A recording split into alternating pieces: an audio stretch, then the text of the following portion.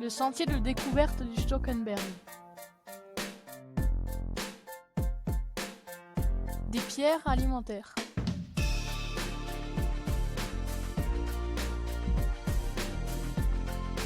Tout au long du sentier, vous allez longer des murets de pierre, parfois intacts, parfois couverts de végétation et le plus souvent oubliés. Ces murets ont une histoire. Cette histoire nous renvoie à l'époque des ouvriers paysans au XIXe siècle.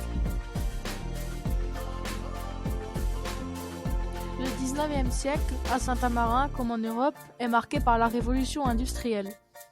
Le passage d'un mode de production artisanal à un mode de production mécanisé s'appuyant sur des usines et des ouvriers.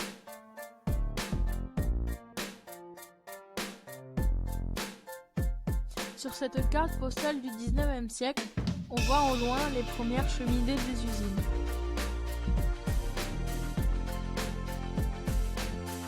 Pour améliorer l'ordinaire, les ouvriers mal payés se mettent à louer les premières pentes sur les hauteurs de Saint-Amarin.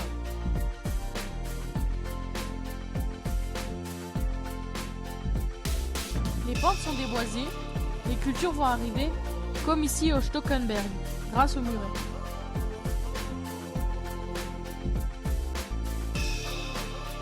Après leur travail, ces ouvriers paysans étirent les terrains et élèvent les terrasses que l'on nomme les critères, du verbe götteren, qui signifie défricher. Ce travail est long, pénible et réalisé avec des moyens limités.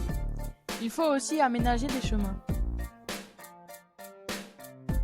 Sur ces terrains pauvres, poussent des plantes peu exigeantes, comme le seigle ou la pomme de terre, mais aussi du chanvre ou du lin.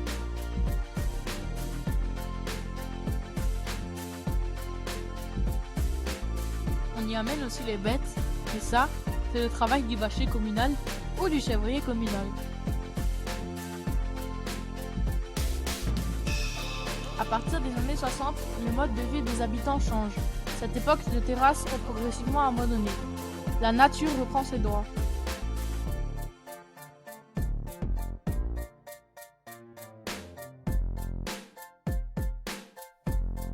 Lierre, ronces et fougères envahissent les lieux. Une fête végétale fait disparaître les murets.